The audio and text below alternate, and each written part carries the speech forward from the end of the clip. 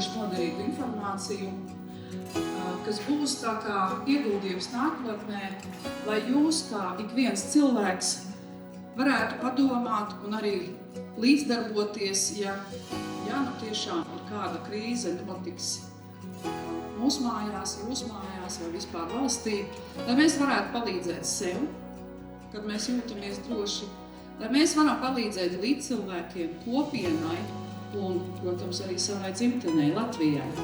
Kā jūs skaidrotu jēdzienu sabiedrības noturība mieras laikā? Jā, attiecīgi noturība, ka definīcija viņa nav nekur vēl tā nostiprināta, jo katrs to tulko sava veida. Bet, ja mēs runājam par sabiedrības noturību, tas ir sabiedrības gatavība visa veida apdraudējumu, atslēgvārds visa veida apdraudējumu, tā skaita militārām apdraudējumu, tā skaita arī kaut kādas proaktīvas rīcības, ja, ka nevis mēs reaģējam, bet arī proaktīvi gatavojamies, tas pastāst par 72 stundu mugursomam, kaut kādas gatavības rezervēm tā tālāk. Un arī spējam pielāgoties krīzes situācijai, ka mēs spējam arī proaktīvi mainīt savu uzvedību, mazināt komforta līmeni, bet ar to izpratnē, ka tas ir vajadzīgs visaptverošam labumam, valsts aizsardzība, drošība un tā tālāk. Tā kā tas ir pasākumu kompleks, lai veicinātu, kopienas, pašvaldības, valsts noturības. Cik droši jūs jūtaties savā ikdienā? Ikdienā jūtos droši, bet, protams, vienmēr ir kur tiekties, un drošības sajūtu vienmēr ir nepieciešams papildināt, vairot un arī padarīt vēl drošāku. Procentuāli uz 40% nedroši, varbūt teikt, 60% droši. Salīdzinoši lielākoties droši, jo mana atbilde šajā jautājumā būtu tas, ka es no rīta katru reizi redzu armijas mašīnu, kad brauc man pretī. Es nezinu, tas man dod kaut kādu drošības sajūtu, ka viņi ir tepat, un ja kas, viņi mani aizsargās.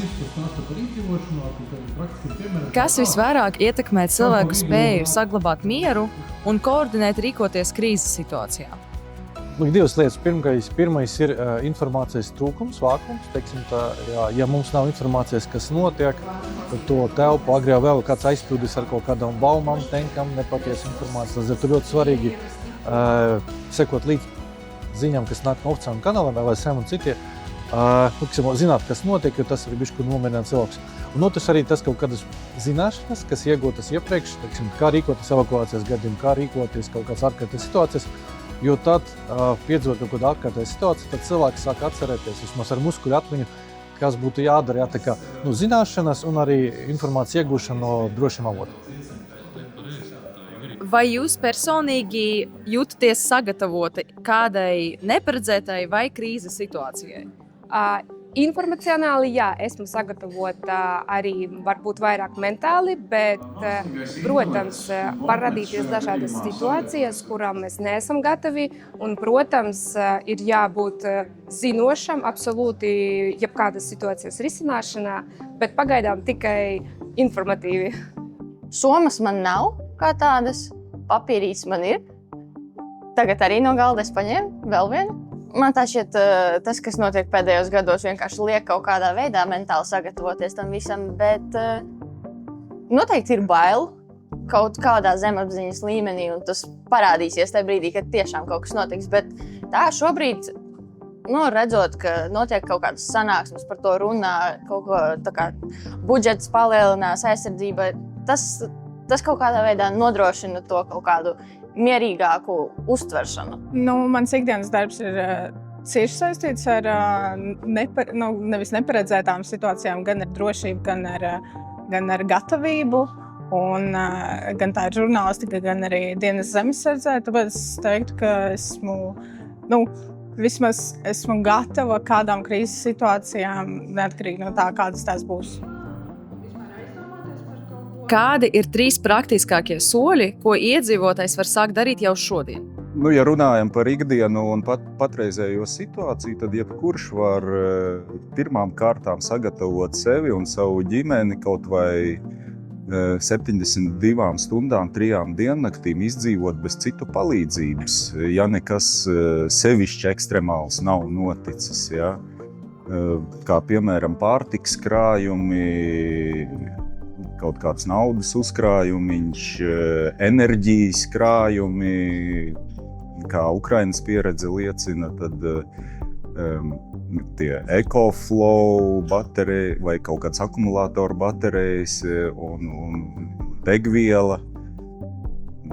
To var jebkurš un atbilstoši savai rocībai un iespējām arī sagādāt un uzturēt. Ja. Otra lieta arī bieži vien nākas saskapties ar to, it kā man tas viss ir, bet viss ir, sevišķi laukos dzīvojot, ir izkliedēts. Un tad, kad vajag, tad man ir ilgi jāmeklē vajadzīgā manta un lieta, tad sakārtot šīs lietas tā, lai viņas būtu par rokai, būtu zināmā vietā un vajadzības gadījumā ātri var paņemt un izmantot. Vai jums, piemēram, radiniekiem, vai viņiem ir sagatavota 72 stundu laika soma un kaut kas tāds? Jā. Man sagatavošana pa lielam kā karavīram ir skaidra. Pārējie, varbūt nesaspringst tik ļoti. Viņi tā varbūt negrib vai necenšas tur, teiksim, to somu kravāt un nolikt kaut kur jau stūrītī, lai viņa stāv. Ja? Lai gan parētām aizdomājas, ko tur vajadzētu, ko nevajadzētu, bet īsti sakrāvēt nesteidzas. Kas noteikti ir jāiekļauj 72 stundu somā vai krājumos? Noteikti būtu jāiekļauj pārtika, noteikti būtu jāiekļauj medikamenti, it sevišķi tiem cilvēkiem, kam ir hroniskas saslimšanas, noteikti būtu jāiekļauj dokumenti, dokumentu kopijas. Un noteikti būtu jāiekļauj kaut kā rakstīts saraksts ar kaut kādiem atslēgas telefona numuriem, uz kuriem vajadzības gadījumā varētu paskatoties uz šo sarakstu arī kāds cits cilvēks, ja pats nevar cietušais piezvanīt. Man pašai personīgi tā ir zemesardzes ekipējums, kas arī ir tas pats, kas 72 stundu soma, bet runājot par maniem ģimenes locekļiem, tuviniekiem, viņiem nav sagatavota, bet mani mierina tas, ka viņi vismaz zina, kam tur ir jābūt, un arī šo rīcību krīzes situācijā viņi ir informēti, un arī šajā gadījumā ir ļoti svarīgi, ka vismaz viens ģimenes loceklis zina, kā rīkoties un ko mēs darām, ja notiek šī X stunda. Svarīgākā lieta aplikācija, ja šis 112 Latvija lietotne, ir svarīga ar to, ka iedzīvotājiem kabatā pēc būtības ir draugs. Mēs viņu sauktu varbūt par draugu.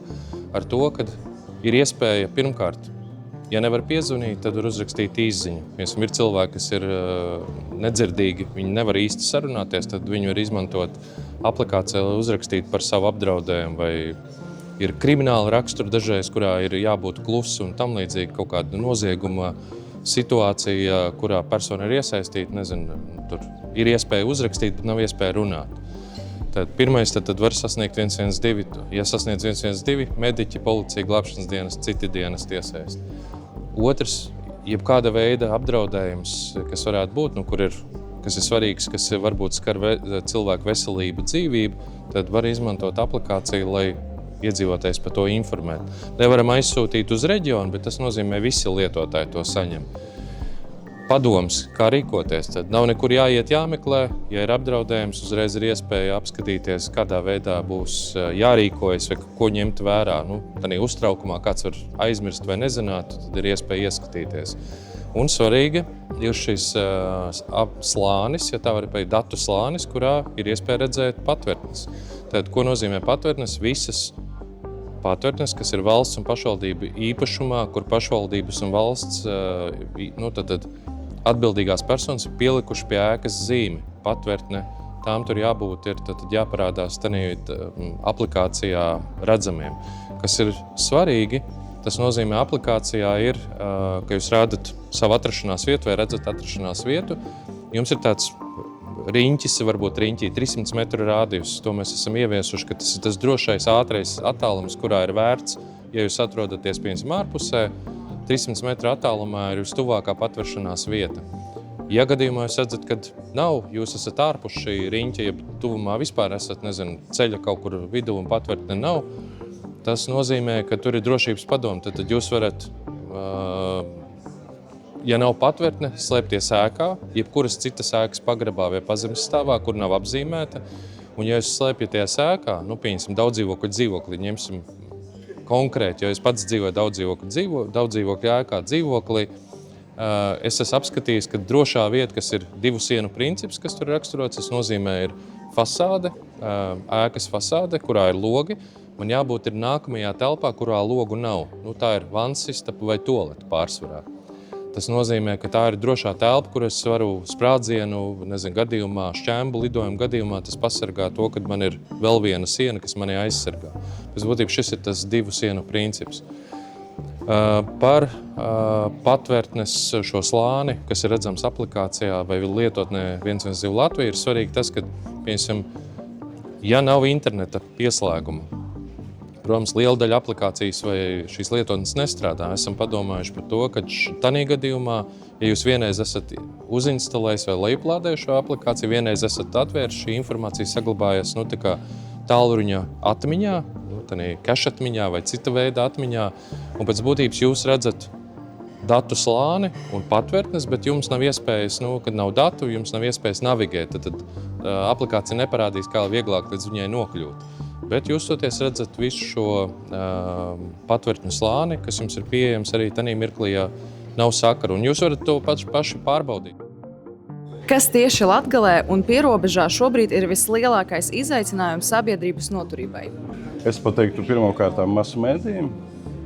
Jautājums eksperti, kuri daudz šodien sauc par ekspertiem, un ka mēs katru dienu lasām, ka karš sāksies tā, tiks stunda tās tā, un jums sliedes nojauks, slimnīcu aiztaisīs, un katrā ziņā šitas rada arī man personīgi, diemžēl, es saprotu, ka daudz kas arī var notikt. Bet tas ikdiena, jo man ir grūti cilvēkiem paskaidrot, ka taisīsim šeit uzņēmumus, darīsim to un to. Tas ir kaut kas ir jādara un jābūt atbildīgākiem sabiedrības priekšā. Kas no pašvaldības puses tiek darīts? Pašvaldības puses, es domāju, ka mēs cenšamies, un godīgi sakot, man paldies ir iespēja otrais.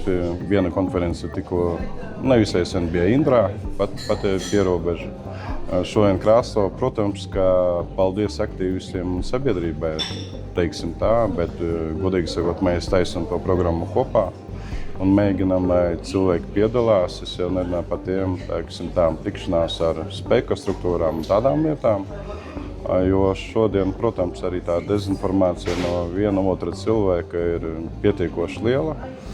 Un es domāju, tīri citreiz, kā pašvaldība pasaka, tad cilvēks uzņem drusku savādāk, bet kā tauta pasaka, teiksim, un tie cilvēki, kas strādā ar cilvēkiem, citreiz uzver pozitīvāk un ticamāk, jo mūs citreiz saist ar politikiem, tomēr kaut kādā mērā mēs esam saistīti un tādu ar aizdomām drusku.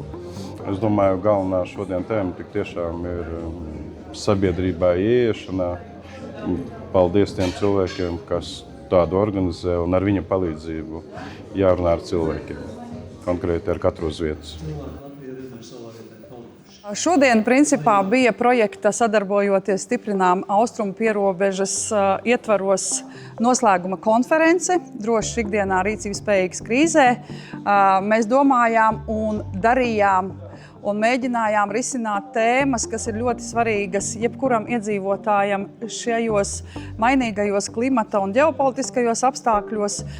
Mēs daudz runājām par to, kā mums justies drošākiem. Valsts ugunsdzēsības un glābšanas dienesta pārstāvji mums stāstīja par to, kas un kā mums vajadzētu varbūt zināt 112 patvertnes un citas lietas. Saeimas pārstāvji mums stāstīja un mēģināja skaidrot, kā viņi šo redz drošības jautājumu Latvijā. Mums bija arī drošības eksperti, kuri stāstīja par mākslīgā intelekta lomu. Mēs runājām par to, kas ir drošība, kas ir hibrīda karš, kas ir boti, kā vispār vajadzētu šobrīd skatīties uz to, ja mums ir tāds izaicinājums, kā droni jau sākuši parādīties mūsu debesīs. Bet pats galvenais, šīs konferences mērķis bija cilvēkiem likt padomāt par tēmu, kas ir svarīga ikvienam, un apzināties to, ka šobrīd mūsdienu apstākļos drošība vairs nav pašsaprotama. Drošība ir process, kurā ir jāiesaistās, kurā katram cilvēkam, individam ir jārada sava doma, kā es rīkošos, ja kaut kas notiks. Dod Dievs, lai tas nekas nenotiek, bet tai pašā laikā tam procesam mācīties, iegūt jaunas prasmes, zināšanas ir nepieciešamība, un tas būs arī tāds ieguldījums nākotnē, lai mēs justos drošāki. Un ja mēs jūtamies drošāki, mēs esam arī noturīgāki, un mēs esam rīcības spējīgi kādā krīzes situācijā. Mēs neapjukstam, mums vairs nav panikas, jo mums jau kaut kur nogulsnējies galvā, prātā, kā mēs rīkosimies. Varbūt katra ģimene, katrs cilvēks, ja par to padomātu, noteikti jebkurā situācijā mēs varēsim rīkoties un palīdzēt ne tikai sev, bet arī līdzcilvēkiem, palīdzēt savai ģimenei, savai kopienai un beigās, protams, arī savai dzimtenei Latvijai.